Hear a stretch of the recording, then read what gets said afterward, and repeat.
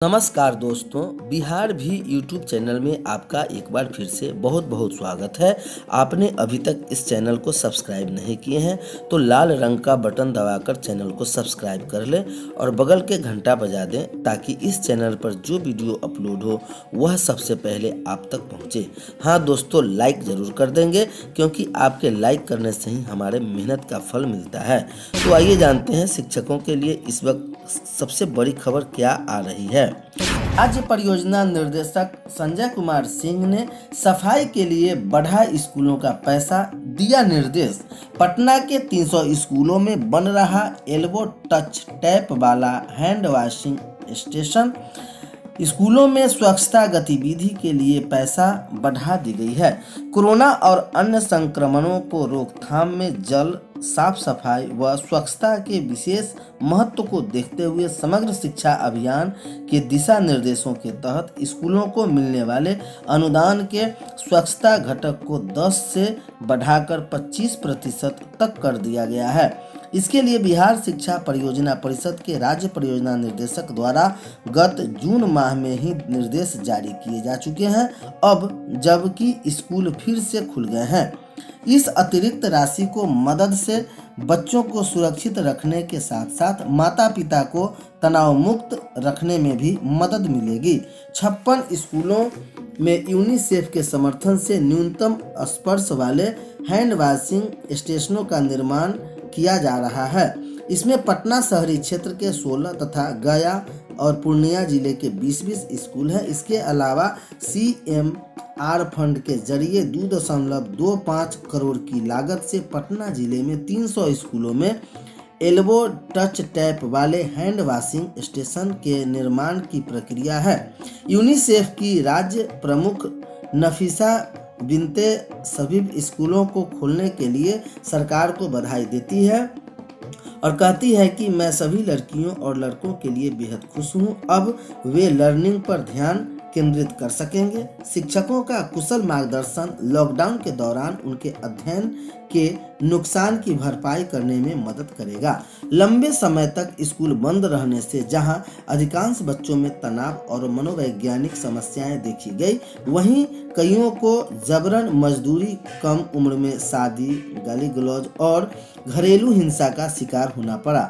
अब जबकि स्कूल फिर से खुल गए हैं, वे अपने दोस्तों सहपाठियों के साथ खुशनुमा माहौल में पढ़ाई लिखाई शुरू करने के साथ साथ मध्याह्न भोजन का लाभ ले सकेंगे।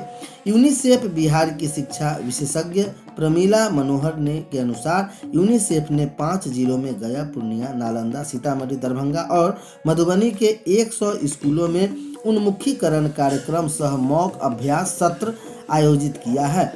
प्रधानाध्यापकों को कक्षाओं में सभी अनिवार्य प्रक्रियाओं जैसे कक्षाओं में सुरक्षा, निगरानी, स्कूल परिसर की समुचित साफ सफाई के अलावा साबुन और थर्मामीटर उपलब्धता तथा पानी की पर्याप्त आपूर्ति सुनिश्चित करने को लेकर प्रशिक्षण दिया गया है। नगर निकायों के कर्मियों का भी अब होगा तबादला।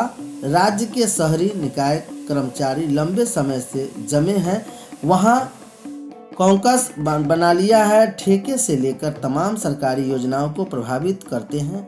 कईयों का मन तो इतना बढ़ा हुआ है कि कार्यपालक पदाधिकारी तक की नहीं सुनते। ट्रांसफर पोस्टिंग का उन्हें कोई भय नहीं, क्योंकि राज्य में अभी उन्हें स्थानांतरण की कोई नीति ही नहीं है।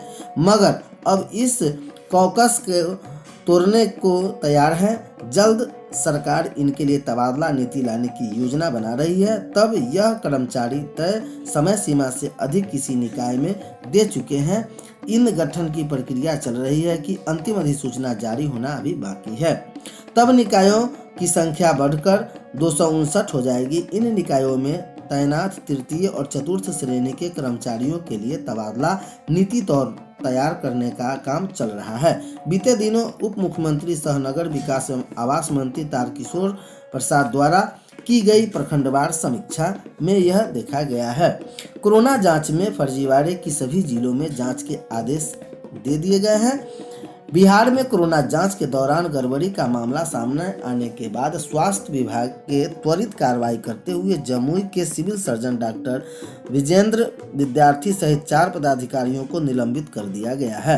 वही आधा दर्जन से अधिक अन्य कर्मचारियों को बर्खास्त किया गया है।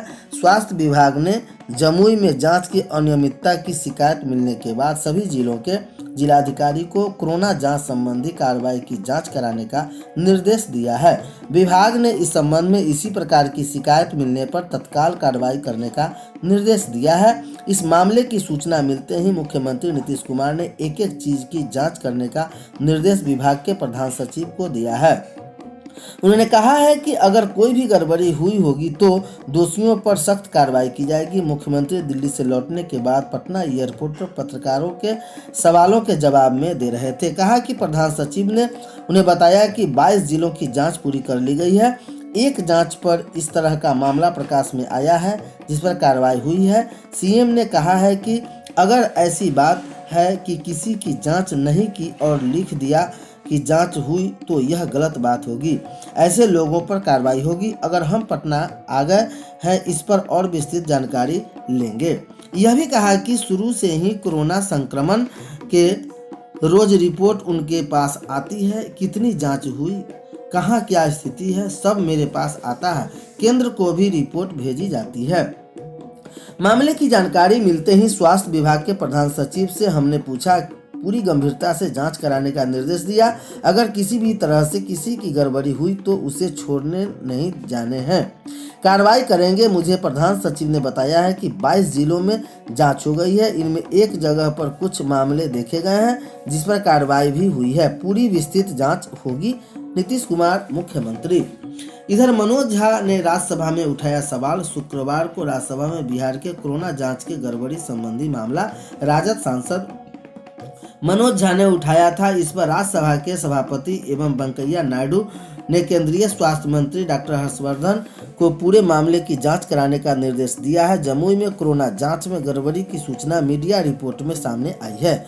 जमुई डीएम की अनुशंसा पर की गई कार्रवाई। स्वास्थ्य विभाग ने कोरोना जांच में लापरवाही एवं अनियमितता बरतते जाने के रिपोर्ट और कोविड टेस्टिंग डाटा की जांच के क्रम में अपने दायित्वों के निर्वहन में घोर लापरवाही बरतने जाने के कार्रवाई। इस संबंधी में जमुई डीएम द्वारा कार्रवाई की अनुशंसा के तुरंत बाद जिला सिविल सर्जन सहित अन्य कर्मियों के खिलाफ कार्रवाई की गई। जिला सिविल सर्जन सहित सभी निलंबित पदाधिकारियों से स्वास्थ्य विभाग में रिपोर्ट करने का निर्देश दे दिया है।